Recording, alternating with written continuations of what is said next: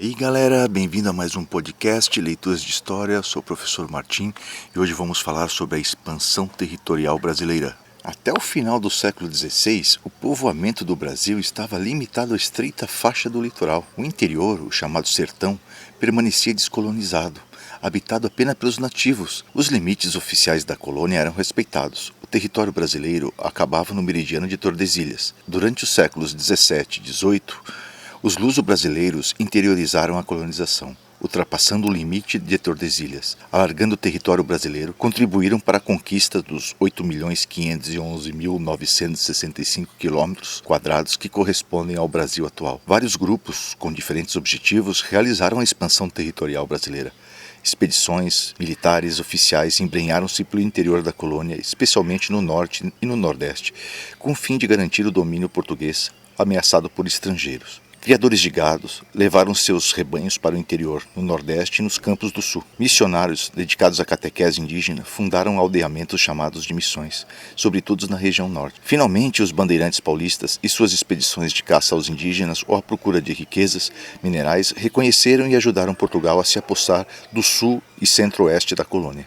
Até o início do século XVII, a região mais rica da colônia era a faixa litorânea das capitanias de Pernambuco e Bahia, devido à bem-sucedida produção açucareira. Paralelamente, desenvolvia-se a criação de gado bovino para atender às necessidades de alimentação e transporte dos engenhos. Pouco a pouco, o gado que vivia solto foi sendo levado para o interior, à procura de novas pastagens. Nesse movimento, os criadores de gado alcançaram o Rio São Francisco e ele foi apelidado de Rio dos Currais, e o processo chegou até o interior dos atuais estados do Maranhão e Piauí. A pecuária, que não exigia emprego de mão de obra numerosa, era exercida pelos vaqueiros, geralmente índios e negros libertos ou fugidos. O pagamento era feito em cabeças de gado. Comumente, de cada 4 que nasciam, um ficava com o vaqueiro. Esse método possibilitou a alguns a formação do seu próprio rebanho, levando à expansão da pecuária. A contínua presença estrangeira, especialmente francesa, no litoral ao norte de Pernambuco, levou o governo português a organizar expedições militares para expulsá-los. Esse foi outro fator que colaborou na colonização dessa área. Foram criados diversos fortes que se transformariam com o tempo em importantes cidades do norte e do nordeste do Brasil. O Forte de Filipéia, de Nossa Senhora das Neves, fundado em 1584, na Paraíba, transformou-se na atual João Pessoa. O Forte dos Reis Magos, fundado em 1597, no Rio Grande do Norte, fez surgir a atual Natal. A Fortaleza de São Luís do Maranhão, fundada por franceses em 1612 e conquistada por portugueses em 1615, tornou-se a atual São Luís, capital do Maranhão. No Ceará, o Forte de Nossa Senhora do Amparo, de 1613, deu origem à capital, Fortaleza, e o Forte Presépio, fundado em 1616 no Pará, originou a atual Belém. Na região do Rio Amazonas, os portugueses também organizaram diversas expedições militares para a expulsão de franceses, ingleses e holandeses. Entretanto, a ocupação da Amazônia teve por principal base econômica a coleta de especiarias, chamadas de drogas do sertão, como o cacau, a baunilha, o guaraná, a pimenta, o cravo, a castanha, ervas medicinais e aromáticas. Fundando dezenas de aldeias de catequese e missões, foram os jesuítas que mais se destacaram na exploração das drogas do sertão, usando a mão de obra indígena. Assim, a pecuária, as expedições militares, a coleta de drogas do sertão e, principalmente, o trabalho dos jesuítas lideraram a colonização da região. A partir do século XVII, ganharam força na região de São Paulo expedições militares chamadas de bandeiras, que avançaram pelo interior do Brasil. Antes delas, outras expedições militares penetraram o interior no início da colonização e foram chamadas de entradas. Eram geralmente oficiais a serviço do governo e buscavam reconhecer a nova terra, aprisionar índios e descobrir minas ou ouro. Quase sempre respeitavam o limite de Tordesilhas. As bandeiras, ao contrário, eram um meio de vida de uma população que, formando grandes expedições militares, geralmente particulares, procuravam riquezas, aprisionando índios, buscando pedras preciosas, sem se limitar pelo meridiano de Tordesilhas. Enquanto o Nordeste progredia com a economia açucareira, a região de São Vicente, a qual pertencia São Paulo e de Piratininga, vivia numa economia de subsistência, sem uma produção que trouxesse riqueza aos seus habitantes. Frente ao alto preço do escravo africano, grupos de paulistas organizaram durante os séculos XVII e XVIII sucessivas bandeiras inteiramente voltadas para caçar índios, combater quilombos e mais tarde para descobrir metais preciosos. As primeiras bandeiras de aprisionamento de índios visavam obter mão de obra para a pequena lavoura paulista ou vendê-los para regiões próximas. Entretanto, quando os holandeses ocuparam Pernambuco e a região de Angola, na África, os senhores de engenho da Bahia passaram a enfrentar dificuldades para obter escravos para seus engenhos. Necessitando reposição de mão de obra, recorreram aos índios capturados pelos paulistas, impulsionando o movimento bandeirante. Muitas bandeiras atacaram as missões jesuíticas do Mato Grosso ao Rio Grande do Sul, capturando mais de 100 mil índios, a maioria já culturados e de valor mais elevado, pois se adaptavam mais facilmente ao trabalho agrícola. As principais bandeiras desse período foram as de Manuel Preto e de Antônio Raposo Tavares, entre 1619 e 1651. No final do século XVII, com a expulsão dos holandeses do Brasil, a crise da economia açucareira e a descoberta do ouro termina o período das bandeiras e de caça ao índio. Durante o século XVII, para combater índios em guerra ou negros fugidos organizados nos quilombos, fazendeiros ou o próprio governo, contratando a formação de bandeiras, pagando em dinheiro, terras ou através de escravos o gado, colocavam bandeirantes a serviço da aristocracia rural brasileira na busca de recompensas. A mais importante de todas as bandeiras de contrato foi a de Domingos Jorge Velho, que bateu os índios cairiris, os janduís, em 1692 e destruiu o quilombo de Palmares, em Alagoas, em 1694. As bandeiras em busca de ouro e diamantes começaram junto com a crise econômica do açúcar. Portugal passou a incentivar quem procurasse encontrar metais preciosos, financiando e oferecendo títulos de nobreza. Embora as diversas expedições que partiram de São Paulo para o interior sempre mantivessem a ambição aurífera, o ouro de lavagem que descobriram nas regiões próximas não apresentava muita lucratividade. Com incentivo real, acabaram sendo descobertas importantes minas de ouro na região de Minas Gerais. Depois, em Mato Grosso e Goiás, as descobertas bandeirantes deram início a um novo ciclo econômico no Brasil, o ciclo da mineração. Vale destacar a expedição de Fernão Dias Paz, em 1674, que avançou de São Paulo em direção a Minas Gerais. O bandeirante, apelidado de o Caçador de Esmeraldas, morreu em 1681, acreditando ter encontrado as sonhadas gemas, quando, na verdade, descobriu apenas turmalinas, pedras verdes sem valor. Apesar do insucesso, Fernão Dias abriu caminho em direção a Minas Gerais, transformando a cidade paulista de Taubaté no ponto de partida de novas bandeiras. As descobertas em Minas Gerais logo aconteceram. Em 1693, Antônio Rodrigues de Arzão descobriu ouro em Cataguases. Pouco depois, em 1698, Antônio Dias Oliveira encontrava ouro em Vila Rica, atual Ouro Preto. E em 1700, Borba Gato achou ouro em Sabará.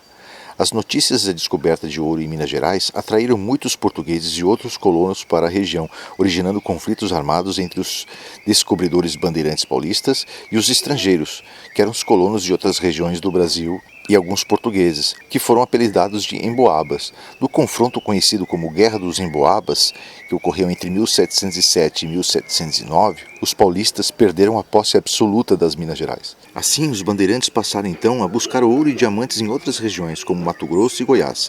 Utilizando rios como vias de transporte, principalmente o Tietê e o Paraná, as expedições ganharam o nome de monções, já que aproveitavam os meses quentes e de vento favorável. O ponto de partida dessas bandeiras, substituindo Taubaté, passou a ser a cidade paulista de Sorocaba. Em 1719, Pascal Moreira Cabral descobriu ouro em Cuiabá, Mato Grosso, e em 1722, Bartolomeu Bueno Filho encontrou ouro em Goiás. As bandeiras ocuparam e povoaram o interior do Brasil, criando inúmeras vilas e dando início ao ciclo da mineração. Dizimaram muitos grupos indígenas e firmaram a presença oficial de português além do limite do Tratado de Tordesilhas. A ocupação do sul do Brasil ganhou intensidade com o início do movimento bandeirante, principalmente com a expulsão dos jesuítas espanhóis das missões da região. Desejando garantir o Rio da Prata com o limite do domínio luso, o governo português fundou em 1680 a colônia do Sacramento, onde hoje é Uruguai, em frente à cidade de Buenos Aires, fundada por espanhóis. Vários conflitos aconteceram entre espanhóis e portugueses, e para garantir a dominação lusa na região, desenvolveram-se as chamadas instâncias, grandes fazendas de gado para criar bois, burros e cavalos. O êxodo das estâncias se deveu aos pampas, a grande planície coberta por uma excelente vegetação de pastagem, que passou a abastecer a região das Minas Gerais, envolvida pela febre da mineração. Comprando-o dos gaúchos, os paulistas traziam o gado até São Paulo, centralizando os negócios na feira de Sorocaba, a partir de onde eram encaminhados para as regiões mineradoras. Com a pecuária gaúcha, desenvolveu-se também a produção de charque, carne seca e salgada mais fácil de transportar, conservar e utilizar. A pecuária tornou-se assim a base da economia da região sulista. No final do século XVIII, quase todo o sul estava integrado ao território brasileiro, incorporado ao domínio português. A expansão territorial tinha anulado o Tratado de Tordesilhas, ao mesmo tempo que espanhóis e portugueses viviam em conflito no sul do Brasil. Para regular a situação, foi assinado entre Portugal e Espanha, em 1750, o Tratado de Madrid. Nas negociações, Portugal foi representado por Alexandre de Gusmão, que conseguiu para o Brasil quase todo o território que hoje possuímos. O tratado se baseou no comércio de utiposidetis, expressão latina que sustenta a tese de que todo território deve pertencer a quem o tenha colonizado. Assim, todo o território ocupado pela colonização lusa, com a expansão territorial, seria legalmente português. Devido à situação do sul do Brasil, onde a aceitação dessa tese produziria uma descontinuidade territorial entre Portugal e Espanha, uma cláusula especial foi acrescentada no Tratado de Madrid. Por ela, Portugal entregaria a colônia do Sacramento à Espanha e receberia a região dos 7 povos das Missões, que corresponde a Santo Ângelo, São Borja, São João Batista, São Lourenço, São Nicolau, São Miguel e São Luís Gonzaga. Entretanto, os jesuítas espanhóis dos 7 povos se opuseram a essa decisão do tratado, pois ficariam sob a ameaça dos bandeirantes caçadores de índios, que atacavam as missões jesuíticas. Para defender seus territórios, os jesuítas armaram os índios guaranis contra os portugueses. Quando os bandeirantes tentaram tomar a região, originaram a Guerra Guaranítica, da qual a quase totalidade dos 30 mil índios envolvidos foram mortos ou escravizados. Devido à guerra, Portugal decidiu não entregar a colônia do Sacramento à Espanha. As disputas entre Portugal e Espanha por territórios na América agravaram-se no início da segunda metade do século XVIII, com o início de uma guerra europeia, a Guerra dos 7 Anos, que foi entre 1756 e 1763, em que os dois países lutaram de lados opostos. Portugal aliou-se à Inglaterra e a Espanha à França. Aproveitando-se do conflito, Espanha invadiu o domínio da colônia de Sacramento, o sul do Rio Grande do Sul, e a ilha de Santa Catarina. Em 1777, a Espanha assinou com Portugal o Tratado de Santo Ildefonso, ficando com o Sacramento e 7 povos, devolvendo o Rio Grande do Sul e a ilha de Santa Catarina a Portugal. A desvantagem territorial portuguesa no sul do Brasil manteve a situação de confronto e tensão da região. Somente em 1801 solucionou-se de vez a questão dessas regiões, quando foi assinado o Tratado de Badajoz, pelo qual Portugal recebeu a região de 7 povos das Missões e a Espanha ficava com a colônia do Sacramento. Era, na prática, a consolidação das decisões que já haviam sido tomadas no Tratado de Madrid. Pois bem, pessoal, em resumo, o que nós vimos aqui?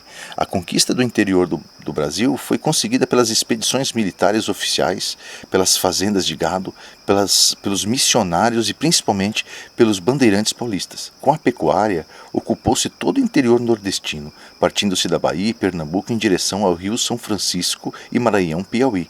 As expedições militares contra os estrangeiros originaram diversas fortificações, muitas das quais se transformaram em importantes cidades do norte e do nordeste atual, principalmente na região do Amazonas. As drogas do sertão serviram de base para a ocupação desse território, e quem mais se destacou nesse processo foram os jesuítas com suas missões. As bandeiras eram expedições militares predominantemente particulares que ajudavam na ocupação de vastas áreas do interior brasileiro, capturando índios, atacando quilombos ou buscando pedras preciosas. O ponto de partida das bandeiras era basicamente São Paulo. No século XVII destacou-se o período das bandeiras de caça ao indígena e das bandeiras de contrato.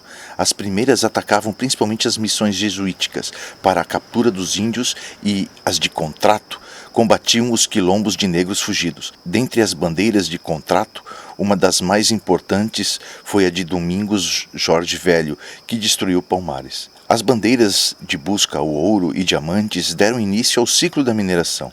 Com a descoberta do ouro no norte da capitania de São Paulo, em Minas Gerais, houve grande afluxo de aventureiros da colônia e da metrópole. Considerando a exploração da região exclusividade sua, os paulistas entraram em conflito com os estrangeiros, dando início à Guerra dos Emboabas.